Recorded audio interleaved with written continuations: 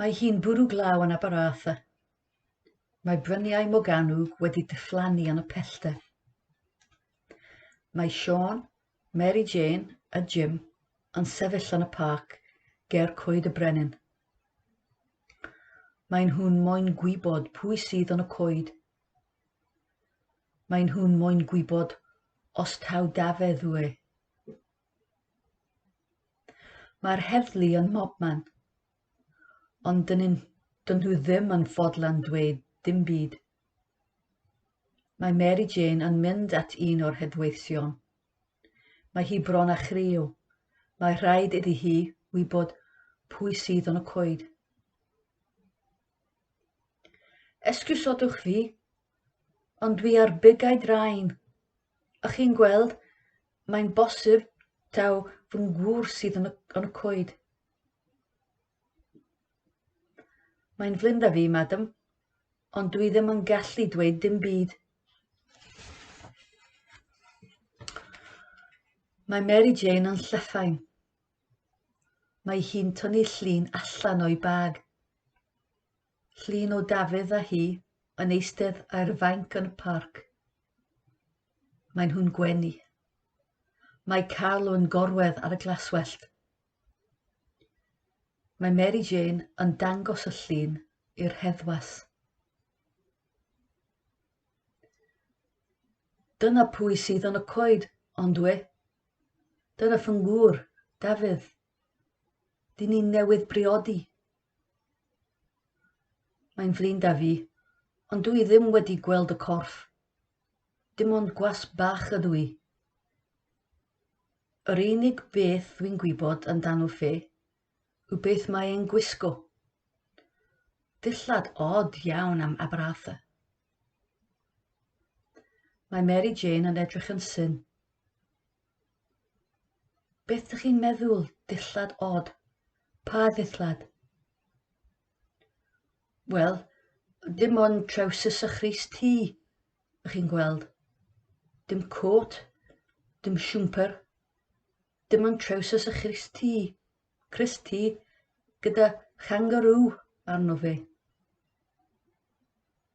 Mae Mary Jane yn troi yn wyn. Kangaroo?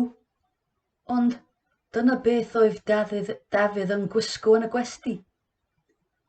Ro'n i'n gwybod, mae e wedi marw. Mae Dafydd wedi marw. Mae Mary Jane yn llewygu, ac mae popeth yn mynd yn dawel. Mae sŵn dail yn chwythu, ac mae Bran yn hedfan allan o goed y brenin fel enaid. Mae rhywun yn gwaeddu yn y pellter. Sarge, dewch yn gloi. Mae corff arall yma, ac mae e'n fyw. Carchar o rwe, o garchar Abertawe. Richard Richards? Siŵr o fod. Mae Siôn yn dechrau cerdded at y coed. Reit, wi wedi cael digon. Mas o'r ffordd, nawr. Ac mae Siôn yn rhedeg trwy linell yr heddlu I mewn y coed. Mae e'n gallu gweld 2 gorff ar y llawr. Mae e'n gweld corff Dafydd ac mae e'n gweld corff Richard Richards. Mae dyn yn gwisgo carcharor yn fyw, ac mae dyn gyda'r crys T o Awstralia wedi marw. Ond mae Siôn yn drysu. Mae e'n edrych o un dyn i'r llall ac yn ôl, achos nid Dafydd sy'n gwisgo'r crys T, ond Richard Richards. Ac mae Dafydd yn edrych fel rhywun sydd wedi dianc o Strangeways. Mae'n gwaeddu, ble ydw I? Ac mae'n flin 'da fi, Mary Jane.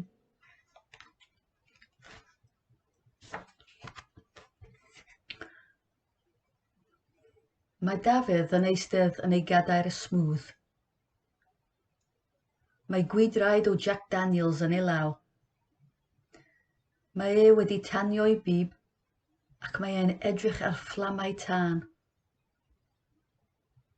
Mae e'n dweud ei stori wrth Siôn a Mary Jane. Des I syth yn ôl I Aberarthur ar ôl y hôl ffwydan yn Gwlad y Tai. A dweud y gwir, do'n I ddim yn gwybod beth o'n i'n gweud. Ro'n I wedi gadael popeth yn y gwesty, fy nillad, popeth. Des I adref ar y awyren nesaf. Ro'n i'n just moyn dianc o'r wlad. Wel, des I nôl I Aberarthur canol nos, a ro'n i'n cerdded ar hyd Lôn Las. Do'n I ddim yn gwybod beth i'w wneud.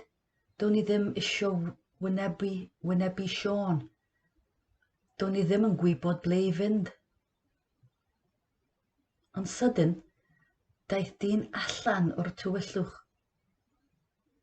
Wel, Dafydd ap Thomas, meddai. Richards oedd e, wedi dianc o gacher Abertawe. Roedd e glatsian I mi, y dygodd e ffynillad.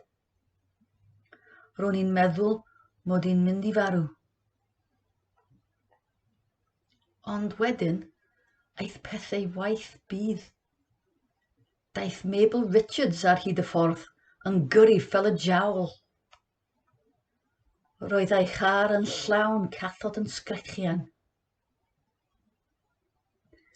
Gwelodd hi Richards a fi, a gyrrodd hi'n syth ato ni. Da fodd, cariad, gwaeddodd hi. Os nag yw'n gallu'ch cael chi, fydd neb arall. Aeth popeth yn ddu. A'r peth nesaf wy'n cofio yw gorwedd yn y coed.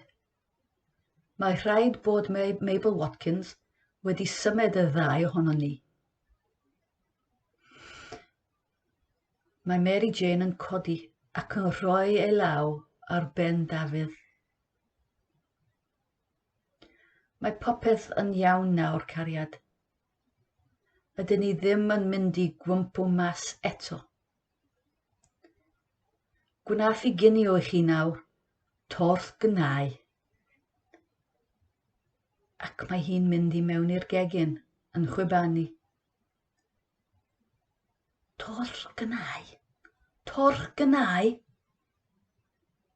Mae Dafydd yn edrych ar Siôn ac yn gwenu. Byddai hynny'n hyfryd, cariad. Byddai'n hynny'n hyfryd iawn.